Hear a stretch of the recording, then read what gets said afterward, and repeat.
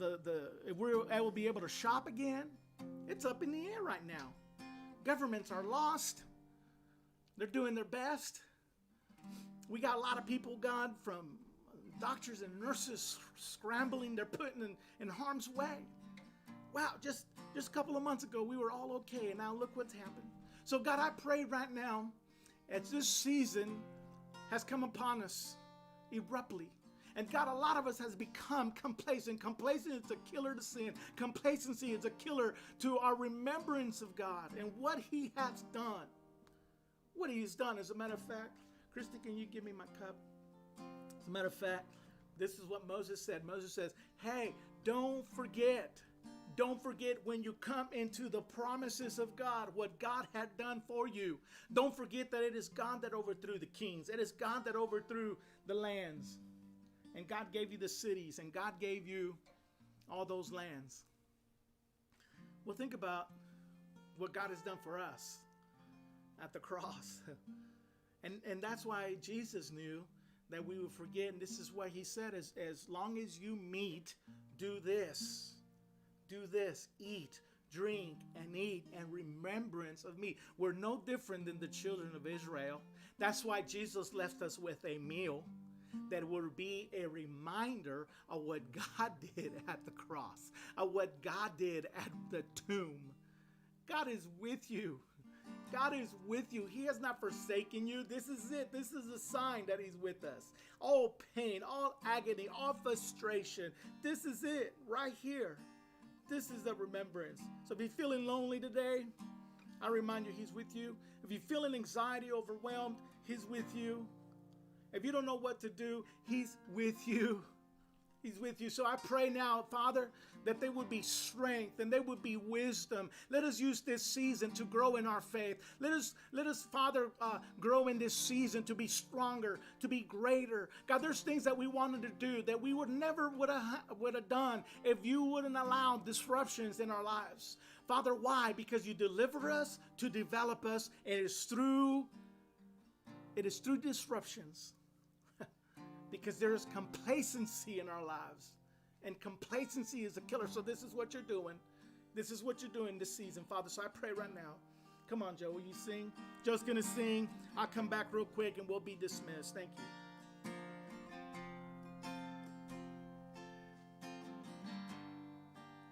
Sing, I'm not enough.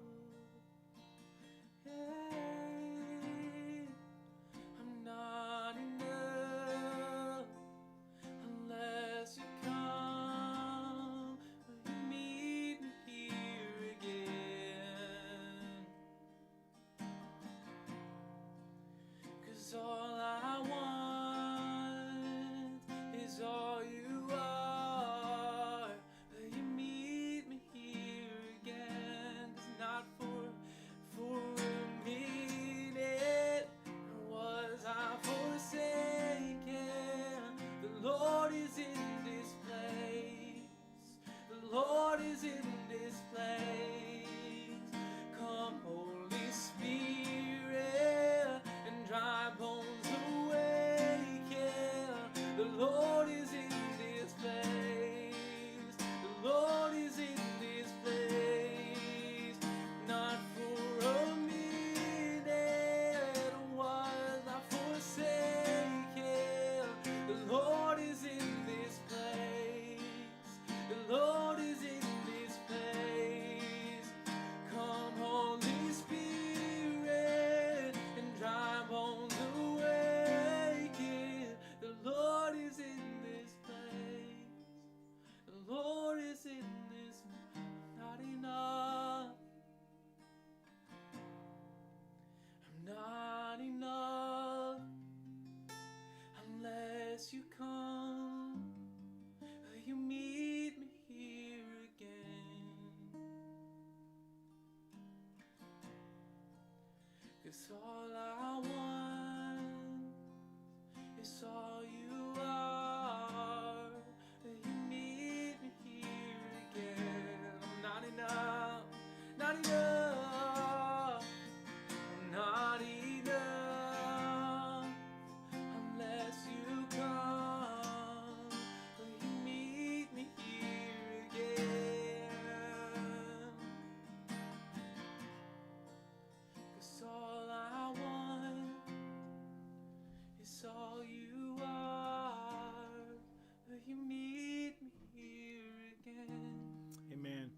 When I gave this guy a ride, when we worked together in the plant, we worked together and we were building. We were in charge of building some these clay targets, and it was really hard for me to witness.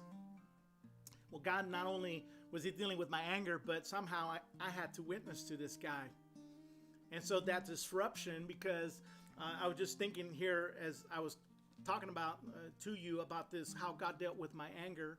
It's put me with another guy that was not only really angry, but he was just one of the rudest person I had ever seen. And so now, not only that I have to display patience and love and mercy and kindness to this man, guess what I had to do? Well, that disrupted me listening to my podcast, and I would, play the podcast back and forth going to work. Well, now I have somebody with me. And so I really couldn't listen to the Bible or, things that I like to do before I got to work. But now I had to talk. Well, guess what I ended up talking about most of the time riding with this guy? I got to witness to him. I got to tell him about the faithfulness and the goodness of God. I got to talk to him about Jesus.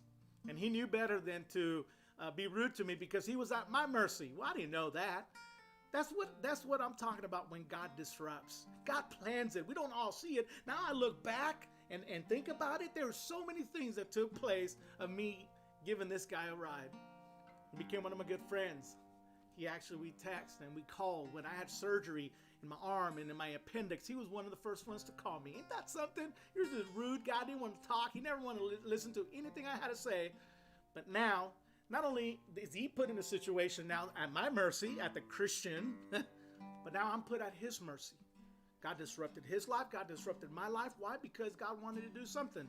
He wanted to work in my anger through him, and God wanted to get his message to him through me. So what does he do? He puts us together. That's how God does it. So why don't you surrender your will to him? God, your ways are better than mine. Your ways, your will, God, my word, it's nothing compared to your word. My will has nothing to do, Father. I can't manage it. I can't manage this thing. I need you, Lord. I need you, Lord. I need you. How about it? His ways are greater than our ways. Listen, guys, bless you. I'm so glad to come. Thank you for all of you watching, all of you that stuck with us and are praying for us. Thank you for all you guys that believe and care and love and support this church.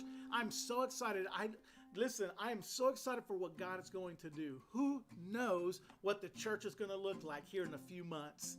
Maybe more people would be one. Just think about it today. How many churches, I'm going to get the facts.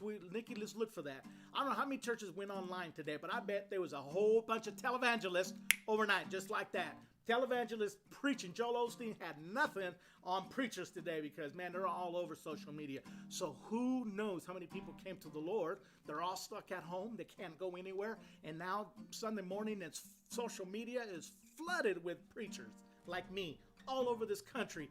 Maybe God was trying to do something. Who knows? Only time will tell. I'm so excited for it. I hope you're encouraged by this word. I got to shut up and I got to go because this thing is in my heart. God has to do something, so he has to disrupt you to get you to the place where you need to be. Amen. Joe, thank you, Joe, for doing this. And Christy and Nikki, thank you, guys. We will be here every Sunday till further notice at 10:30, okay? Till further notice, 10:30 every Sunday. We're going to be, this is my house, and you can see on the sides there's flowers and stuff. And who knows, maybe we'll have Christy take those things down so we can look more professional. No? Oh, she said no. So the flowers stay up. We'll have this beautiful step and repeat. Listen.